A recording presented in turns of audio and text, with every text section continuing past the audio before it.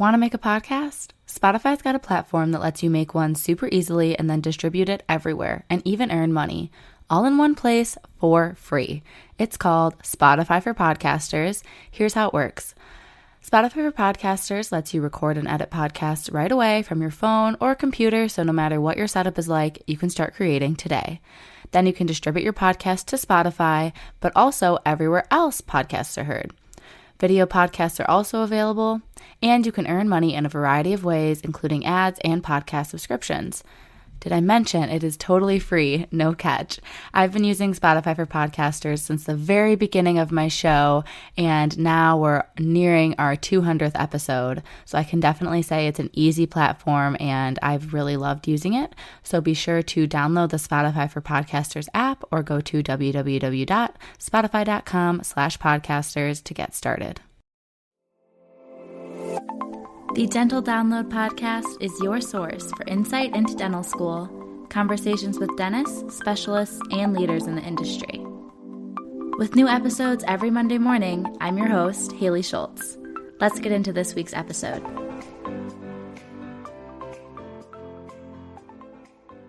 Hello, everyone. Welcome back to another episode of the Dental Download Podcast. This week's episode, since it is being posted on Valentine's Day, I wanted to talk about relationships in dental school. And now we're not just going to be talking about romantic relationships, dating, marriage, partnerships. We're also going to be talking about those super foundational relationships with family, with friends outside of dental school, with your friends within dental school, and then we'll round off the episode with a little bit of talk about having a partner in dental school. But before we get into this week's topic, I wanted to do our weekly catch-up. So last week, if you listened to my episode with Joe, I did not really do a thorough catch-up. So I'm going to take it back a few weeks and just do a little bit of recapping, letting you know if I got any grades back for assignments or exams and things that I've mentioned to you. So at the end of January, the week of the 31st through February 4th, we had our first practical and sim lab that I think went super well. So I don't have my grade back yet, even though it's already been over a week. It was a week this Wednesday, but we didn't get our grades back. We are working on anterior teeth, so it's definitely more aesthetic, and you're trying to make it look nice, trying to really contour the embrasure spaces to match the adjacent tooth.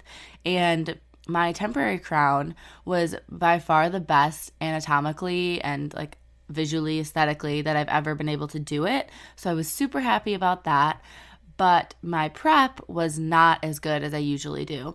So we have a prep that's supposed to be 1 to 1.5 millimeters of reduction axially. So that basically is that margin that we create all the way around the tooth. And I basically made an undercut on accident on the mesial side of this tooth. And in order to get rid of the undercut, you have to take away more of the tooth structure kind of above it. So think that I'm created an indent kind of along the margin into the tooth, and that's like a really bad thing, and you would get like an automatic fail in a whole category for having an undercut. So I fixed it, and that just meant that my margin was overextended, and it just made the tooth look distorted. It made it look really long and skinny, even though honestly the margin was probably like 1.6 or 1.7 in that area instead of 1.5. So it wasn't even that bad, but it just looked ugly and I wasn't too happy with it. But I would assume I still passed. I probably got like a B on that section, and I would hope that I got an A on the temporary crown. But we'll see when we get our grades back. I'll let you know in another episode. And then that Friday, we had our midterm for removable partial dentures, and I believe I got like a B on it. If I remember, I think it was a C. I think it was like a 74. I'm not 100% sure, though. I need to go over the exam with her before the final. And then this week, the week after that, so February 7th through 11th, there were no exams. It was definitely a study week because this coming week, the week that you're listening to this, we were supposed to have 4 exams and a difficult quiz, but instead we have 3 exams and a quiz because Our Thursday class, one of the finals was made into a written exam that you turned in ahead of time, open note, basically just like a reflection on what you learned in the class. So I've already got that turned in, one thing off my plate, really great feeling. And the other exam, we're supposed to have a final and a midterm on Thursday. The midterm for our tooth movement class is most likely postponed. That's what we know for now. So I would be a little frustrated if most likely postponed turns into having an exam a few days before an exam. So I'm just pretending and assuming that we don't have an exam because that was our most recent update. What we do have on our schedule, though, is Monday we'll have SimLab 8 to 11, and then at 11 a.m., our Principles of Restorative Dentistry class, we have our final exam. This class started last semester. It's basically like the lecture version of everything we're learning in SimLab. We had the midterm last semester, and then we have the final in February. So it's kind of a weird timeline of a course. And then we have a break, and then at 1 p.m. we have a midterm for our medically compromised patients class. I'm a little bit nervous about each of these, honestly. I think they'll be fairly difficult.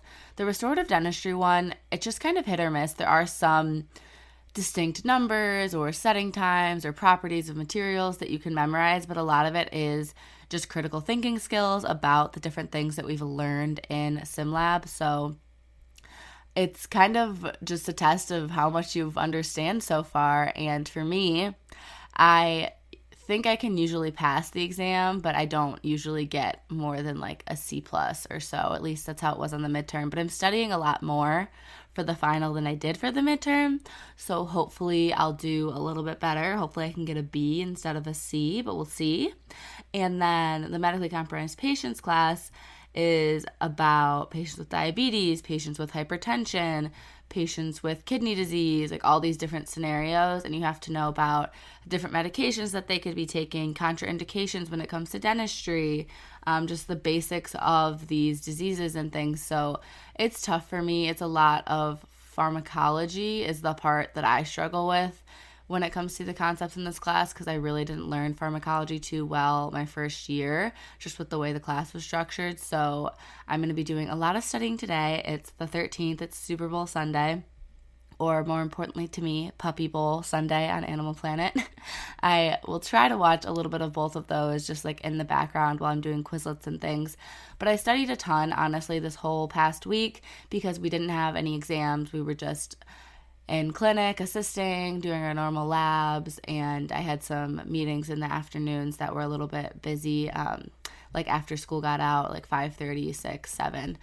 But overall, though, I had a lot of time to study this week, and I definitely made the most of that. And then after medically compromised patients, without a break, we go right over to take our third assessment quiz in diagnostic sciences. I feel pretty good about the content because usually our Anki that they upload for us is pretty similar to the quizzes, and I did the Anki after watching the lecture once and had no problems. I'm going to review it once more today as well, but I am hoping that the quiz goes well, and it's not worth as much of my grade compared to these midterms and finals, so I'm trying to not put as much time into that class. That way I can hopefully do better in the other classes. On Tuesday, we have our other midterm that didn't get rescheduled in periotherapy 2. So that's kind of about like periosurgery and like contraindications as well, actually, with like when would you do which thing, kind of thinking through scenarios as well.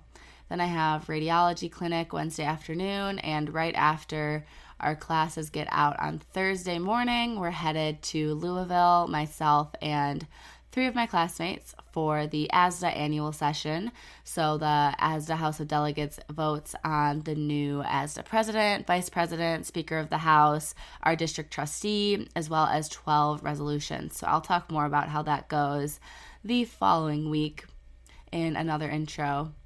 So this has been a longer intro as I expected, and I honestly think it might be a bit of a long episode, so hopefully you're doing something fun or you're in for a good distraction by listening to me the rest of this episode. So let's talk all about relationships in dental school.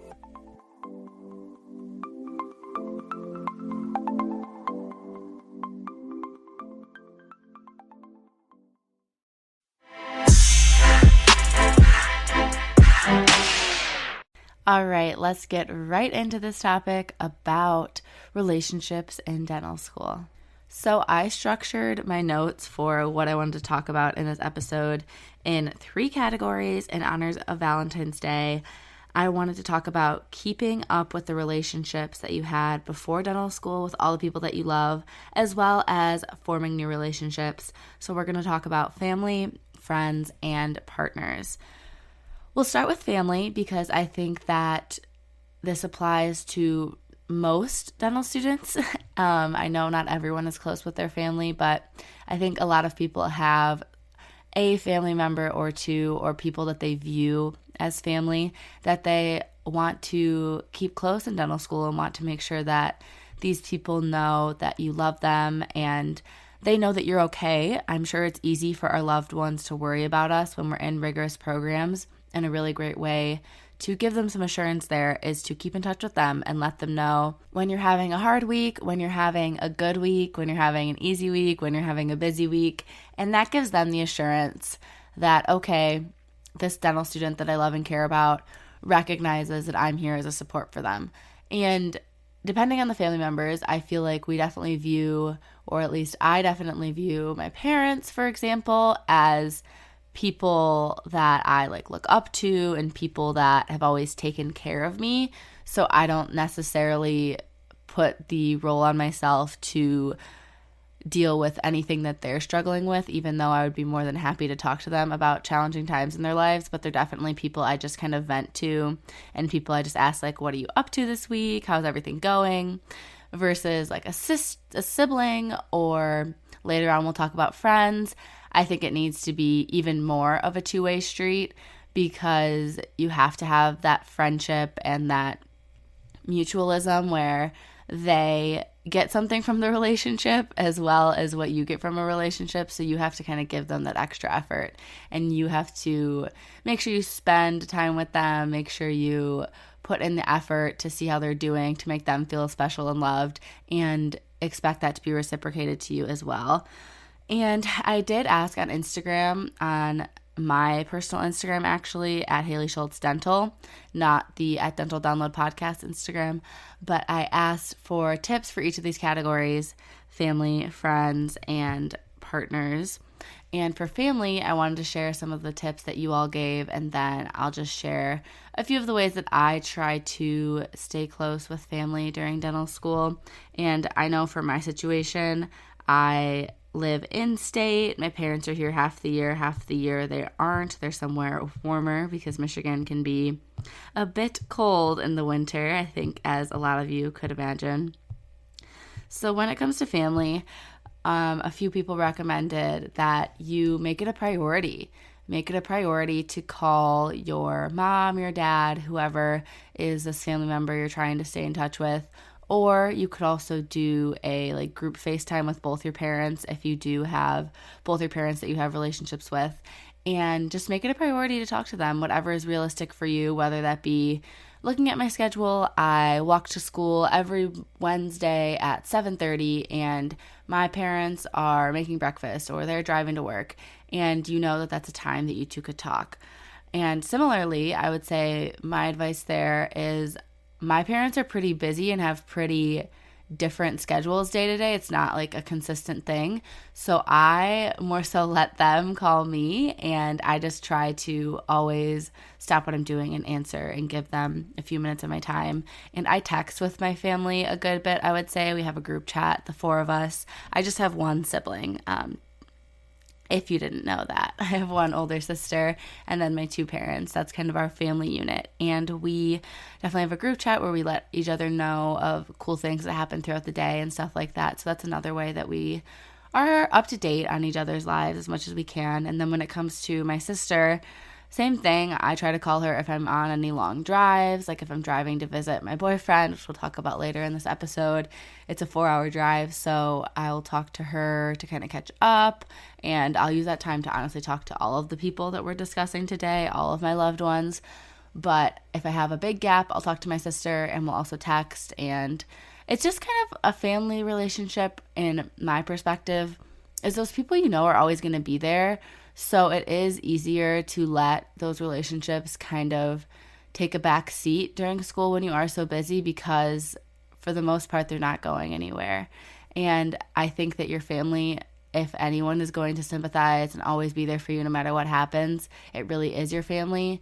So do your best to talk to them, make them feel loved, make them assured that you're doing okay, because I'm sure they worry about us, like I've said earlier in the episode. And I would say if you have the luxury of being in an in-state dental school and your parents are just a drive away, or a sibling or aunt or uncle, cousins, whoever you're thinking about in the situation, to plan out like a weekend, a few weekends each semester, once a month, whatever is realistic for you, when you're going to go visit them in person and spend quality time with them, or meet up with them somewhere. Like in the fall, you could go to an apple orchard or cider mill with your family and just have like an outing and some time to spend time together. So those would be all of the tips that I was given and that I personally wanted to share with you all about family. Next topic is friends. So friends is actually a twofold topic, because of course you have friends that you're making in dental school, but you also have friends that you came into dental school with, likely people from home, people from your undergrad, people from your work, wherever you encountered these friends and made these relationships.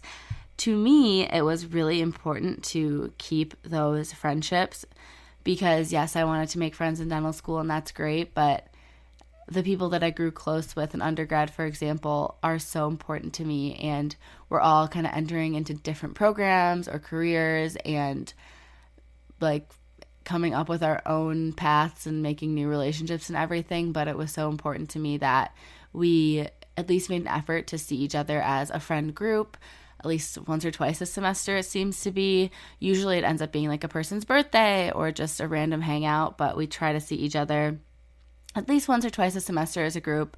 And then individually, the friends that you're closest with. I really like FaceTiming people. I like obviously text and Snapchat my good friends, specifically Snapchat, like every single day. I know there's a controversy about Snapchat these days, if we're too old for it or if it's like weird, but I like Snapchat. I think it's a little bit more engaging than just text, because you have like the video or the photo as context for something to talk about. And on that topic, I got a really fun submission from one of the listeners who's also been a guest on the podcast. But for friends, she says you could make like a private story, either Instagram or Snapchat, that's kind of like vlog style, and it's just like those good friends from home. And that is a way for everyone to kind of keep in touch and know what you're up to, and they can kind of watch it on their own time. So I thought that was a really cute idea. And anything else when it comes to your friends from home, I'm like a big gift giver, and not necessarily like expensive things, but more like little notes. Like I love to send my friends birthday cards if I'm not going to see them. Like I have a friend from high school. We went to different undergrads, and now she's in New York and I'm still here in Michigan. And every year we send each other birthday cards, and usually over winter break we meet up a little bit. So we see each other like once a year, but I still feel really connected to her just by both of us like mutually putting in that effort. And I talked about this a little bit with family, kind of hinted at the difference between family and friends. One of the main things to me is that it needs to be super mutual effort wise. And hopefully your friends, you can have a conversation with them before you start dental school, or if it becomes an issue, but hopefully they understand that your professional school program is rigorous, and there will be times that you can't go to everything that they want. Like, for example, one of my roommate's best friend's birthdays is this weekend, but we have all these exams this week and like aren't seeing people. We're just studying. So she's not making the drive all the way out there for her friend's birthday celebration. But the friend understands that, and they made other plans to see each other over our spring break when she's more free. So hopefully your friends can understand what you're going through and can be accommodating. But likewise, it's important to listen to their feelings and try to show effort in whatever way that you can. That's why I really liked that one submission of like having either Snapchat video messages just back and forth, and then you could open it and respond when you have time. If you don't have time to like sit down and actually FaceTime, you can kind of have a conversation split up throughout the day if you did video messages that way. Or you could do that like private story idea, which I thought was really cute. Or again, I try to see my friends a couple times a semester ideally, but talk to them as much as possible. And I think that hopefully your relationships can stay strong. It's a lot easier for me because most of my friends from undergrad still live in Michigan and I'm in Michigan, and it's like maximum an hour and a half drive, and sometimes we can meet in the middle. Like one of my friends, she is in East Lansing, and we met up in a town for dinner that's like halfway between us, so we both had like half the drive, which is just the perfect example of accommodating each other and trying to be respectful of each other's time and valuing your friendship mutually to make something work and make an effort to see each other. So that is what I have to say about friends and keeping friends that you came into dental school with. It's hard as you get older, and it's hard outside of dental school too. Like as you just go through different life phases, friendships and the time you put into friendships, they change so much. Like these could be people you were with every single day in undergrad. They might have been your roommates. You just talked constantly, and now you talk every few days. You see each other once or twice a semester. It's so different. But that doesn't make it any less special, any less important. And I'm sure that these friends that you might be worried about the friendship, I'm sure that they feel the same way. So as long as you're making people feel important and letting them know how much you value their friendship and just showing them support, and hopefully you'll get that same support back.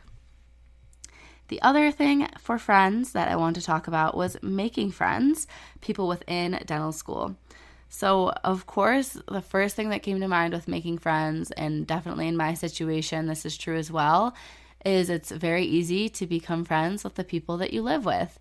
I know that it's also possible to have conflicts with the people that you live with, but it seems in dental school, more often than not, everyone that I've heard of becomes pretty good friends with the people that they choose to live with.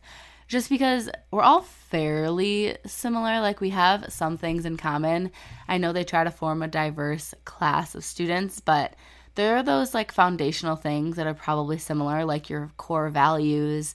If we're here to be people of service, I would imagine that we're all fairly similar when it comes to core values, or you might have different ways you have fun, but hopefully you can still connect in some way and appreciate the traits that the other person has, even if you're not similar. But likely, because we're in this program and you ended up in the same place, you might be super similar, and these might be really great lifelong friends. So I would say roommates are a great place to start. And just taking time to like not always be in your room if you don't have shared rooms. If you have like your own bedroom and a shared living space or kitchen, just like hang out there while people are cooking, ask them how their day was, ask them like how their family's doing, get to know each other, watch a movie together on a weeknight if you don't have a lot of work, or studying together is another thing I thought I could mention. So I feel like you also pretty easily make friends with people that you consistently study with if you do let yourself get off topic from time to time, like asking them these personal questions and getting to know them more intermixed with the studying is a pretty easy way to get to know people. But I also think that like any common interest is also what I've noticed an easy way that people form friends. And I guess I shouldn't keep using the word easy because it's not always easy to make friends, and I don't want you to be discouraged if you're struggling to make friends in dental school. But I think common interests, making dental school friends or making friends in life in general, is usually the way that starts. So I've seen it through people doing the same workout program or the same like diet or something, and they always go to this class together, or they do this workout program at the gym that they have a membership at together, and that seems to be a really great way for people to connect. Or you could go to the same church, or you could like the same type of music and go to concerts together, and really any hobbies. And I think that people with common interests will really turn into true friends because you're doing something that's not dental school related, and that will allow you to just kind of break down those barriers of being students and connect more as people. I think that's the biggest thing. It's easy to feel comfortable and happy and confident talking to all your classmates, because I certainly do. There's no like issues, but I wouldn't say I'm good friends with everyone, and that's just because it takes a lot of time and effort to get to know someone on a really personal level. And I think that these situations of having common interests and doing activities together outside of school is a really good way to do that, to kind of break down those barriers. And like I said, I am not best friends with everyone in my class. It's 120 people, and as much as I think human nature has us want to be liked by everyone, that's not necessarily realistic at all. So I just wanted to throw in here to not feel down if you're not included in every plan. You probably don't even have the time to go and hang out with every single friend group that's forming and go to everything that they're doing because you're still a dental student, you're busy, you have stuff to do. You're probably trying to keep up relationships with all these other categories of people that we talked about today too. So I would just say, don't let yourself get down if you feel like you don't have a ton of friends in dental school, because you don't need a ton of friends in dental school. You really just need one person at minimum, I think, and you should and can be totally happy. So I would just say focus on what you do have, all these other people that we've discussed today and will discuss, because at the end of the day, it doesn't particularly matter so much where your friends came from, like what aspects of your life they became friends with you. It more so matters that they're there. And that relationship, that love, that support, that trust, that feeling that these people make my life better, that's what you need. It doesn't matter if they're from dental school, your family, your friends. It really doesn't matter, as long as you can find a person or two that makes your life better and that gives you that like human interaction that we all crave. I did want to throw in a few of the tips and recommendations from people from Instagram when it comes to friends at dental school. So I'll read these messages word for word because I don't want to misquote them. But one person said, "Find your people and cherish them because dental school is hard and you can't do it alone." I definitely agree. And like I said, I don't think it has to be dental students. It does help having some friendly faces, people to study with, people to vent to that fully understand everything. But I also think it's helpful to have people that don't know dental school and that you don't have to talk about school with, so you can kind of disconnect. This other person said, "Don't be afraid to change friend groups and be nice to everyone. It will get you far. It's also better sometimes to say less and listen than to say too much."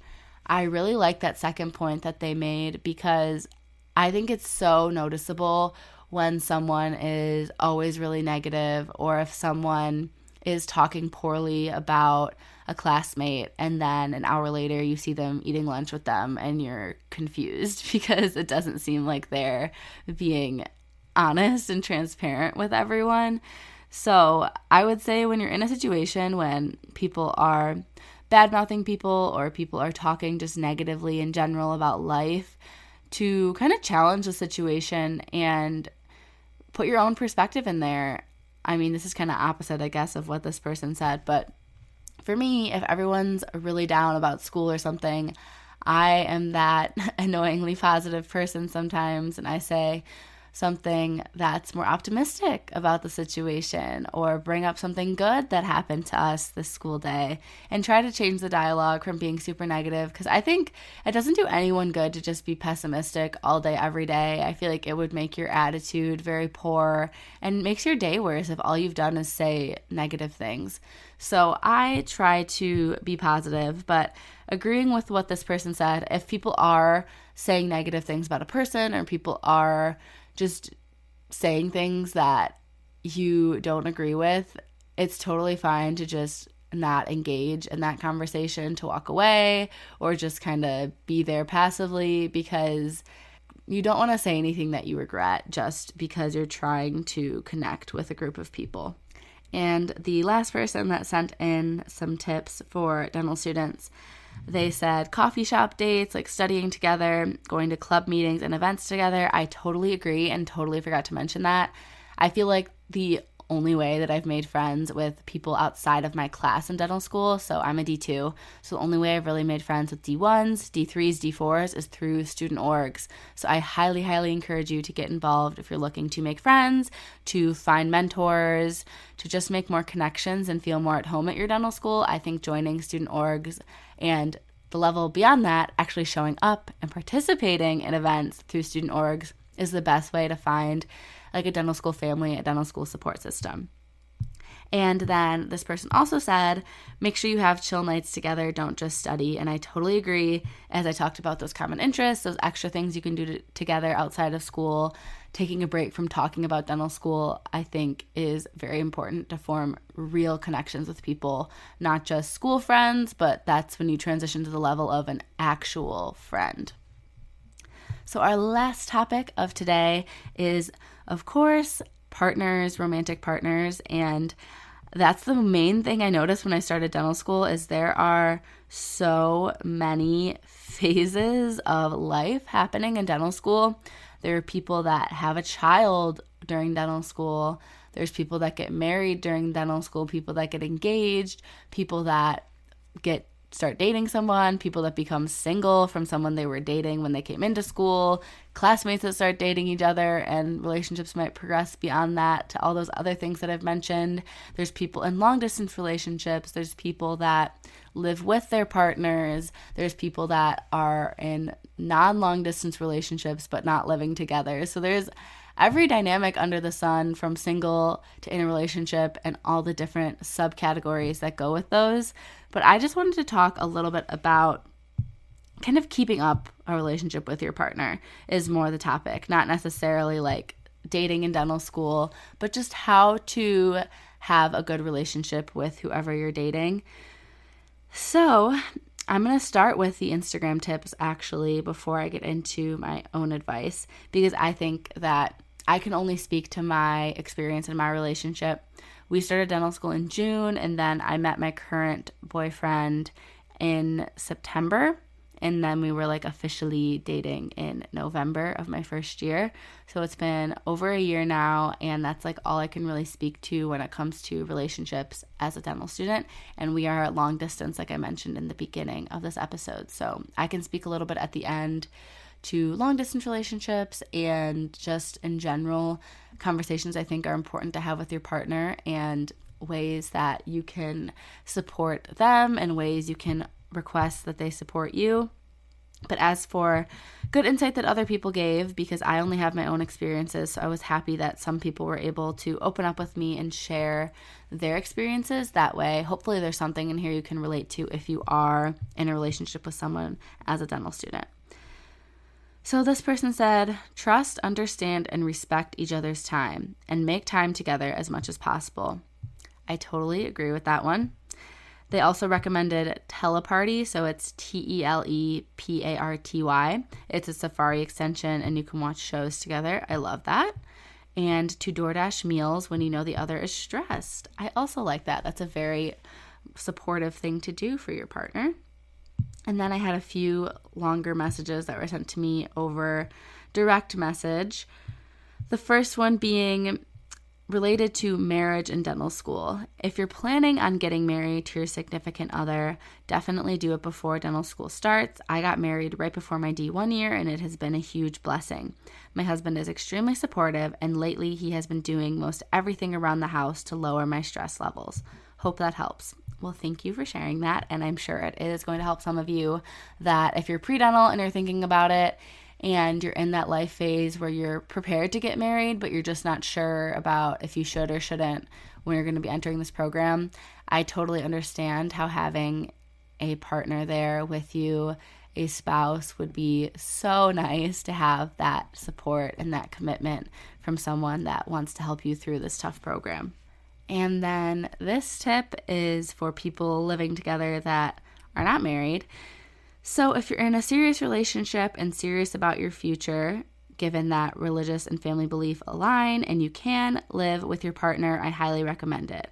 Dental school is hard, and having someone at home that you can unload to that is separate from school really helps. It also helps to keep you organized and make sure that chores don't fully rely on you. They also said that I have seen so many relationships fail since we started dental school. Not to say they all do, but it's definitely hard to make time for people outside of school. Living together takes that issue out of the equation, and I couldn't recommend it enough. It's definitely something that you both need to be ready for and committed to, though, which definitely makes sense. So that message, I totally agree, and I can definitely see why it would be really nice, similar to the first message, just to have your partner there. you don't have to make the effort of a 4-hour drive like I do to physically be with your partner. You don't have to schedule FaceTime calls or do things like that when it's a long distance relationship, or per se like work around your exam schedules because you're going to be with them on a random Monday night and a Tuesday night. And even if you're studying, you still have that like physical time together. So if you're really worried about physical time together and you have the opportunity to live with your partner, that could be a really good fit. I have a few more tips. We got a lot of tips when it comes to relationships. So the other one says expressing to your partner that you have to prioritize school at the moment, but don't want them to feel less important. And I think that is a big one as well. I have found that as long as I am transparent about my schedule, that my partner is very supportive. And as long as you're dating someone that's secure in themselves, or beyond dating, whatever your relationship status is, if you're dating someone that has their own hobbies, interests, friends, life outside of your relationship, it really shouldn't be a problem that you need to take time to study, or you want to take time with your family or friends, not including them at that moment. It shouldn't be a problem. So that's kind of that old saying that everyone says, like, you have to be a full person before you can enter into a relationship and have it be successful. I totally agree with that. I think that it's key to work on yourself before you enter a relationship. Going into dental school, in my situation, like I started a relationship during dental school, or if you're currently in one but you're feeling uncertain, definitely reevaluate things, have those discussions with each other about how you can be your best selves individually and how that can better serve your relationship together as a whole. I have two more tips from Instagram, and then I'll try to interject a few of my own tips and tricks, I would say. So one person said, set aside a designated day or time to reconnect each week. And this is with your living together especially. So for example, Friday night after 5 p.m. each week is date night. I really like that. And we had these few people say that living together is great and you spend all this time together. But like I said, you might just be studying. You might be preoccupied and distracted or stressed, and committing to your partner together that you're going to put all that to the side at the specific time each week and you're going to reconnect. I really, really like that. And I think that is an excellent idea. The last thing is related to long distance. This person said, schedule, always plan out the next month. I could not agree more with them because I am certainly in the same boat. I think that knowing, okay, I'm going to see you this specific weekend of this month, however often you guys get to see each other, but as much as it might stink when you're leaving them and you're like, oh my goodness, it's going to be 3 weeks till I see you again, or whatever your situation is, it can be a bummer. But once you get back into your flow of school or work or whatever you all are up to, it is not as bad being apart, I think, if you can keep yourself busy and distracted, and at least you have that to look forward to. It's not this, when are we going to make it work? When are we going to talk? So I think scheduling out when you're going to physically be together next is really useful for both of your mental health and the status and success of your relationship. But outside of that, as we talked about 2 tips ago, like scheduling time just to chat, to connect. If it does have to be virtual, you could use like that teleparty extension, or my boyfriend and I just like to put on the exact same show or movie like on a streaming service on our TVs at the same time, and then we just like text and like make little comments as we're watching it together virtually.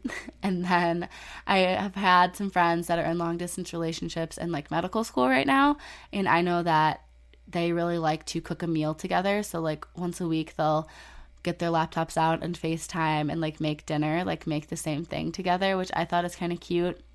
Or as someone else said, you could like DoorDash the other person their favorite food and you could have a date that way. Or if they're busy studying, that can just be a little treat, even if you guys don't get to talk. So there's, I think, just the key things. I don't have any of this written out. This episode was actually very unscripted. I just outlined when I wanted to talk about each thing. I didn't particularly decide what I wanted to say. So you're really just getting my raw and honest opinion here. But if I had to say like the most important things, I would say, whether you're long distance or in person, is having a clear communication.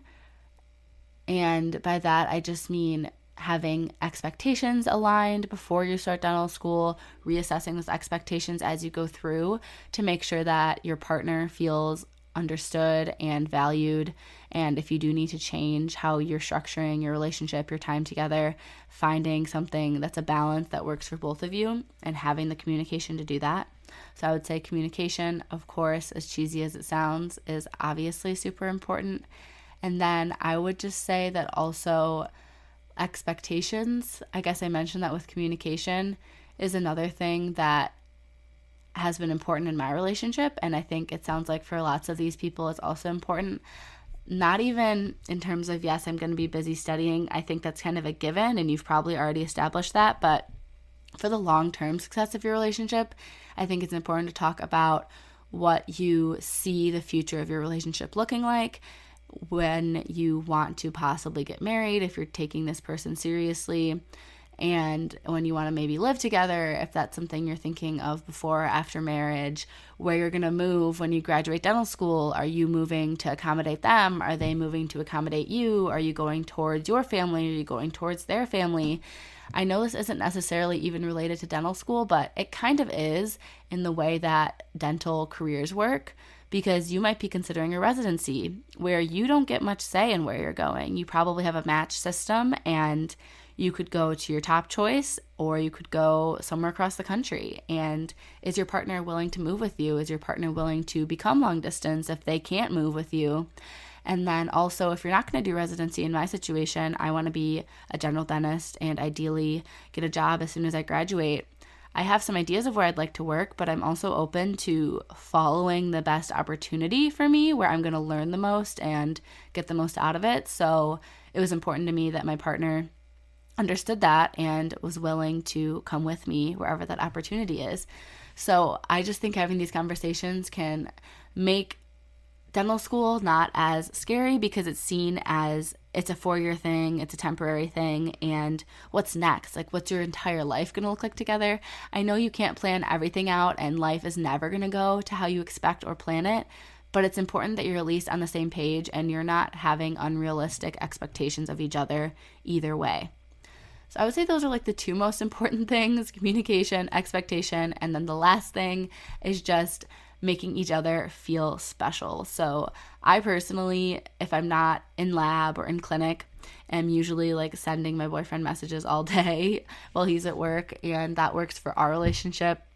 I just think giving them all of the love languages, if you're aware of the love language test, like how you like to receive love, whether that's words of affirmation, acts of service, gifts, quality time, or physical touch, trying to give that to your partner in all 5 ways as much as you can. And hopefully they'll also do that back to you, and you can feel very close and just know that this person cares about you and supports you, I think would be the third thing. So all of that is easier said than done, but I hope that all of these topics we talked about, family, friends, and romantic relationships, gave you some insight into tips, tricks, and what to expect when it comes to relationships in dental school. I hope you found this episode to be entertaining and of value. Next week's episode, like I said, is going to be with a guest. I do continue alternating between solo episode guest. So next week's episode is a student loan advisor, a financial planner, and we're going to talk about student loans, student loan refinancing, types of student loans, and a little bit about planning your finances as a dental student and eventually a dentist. So I hope you're looking forward to that episode next week. And with all this said, thank you again for listening. Check out the podcast on Instagram. Give us a follow over there, and I will talk to you next Monday.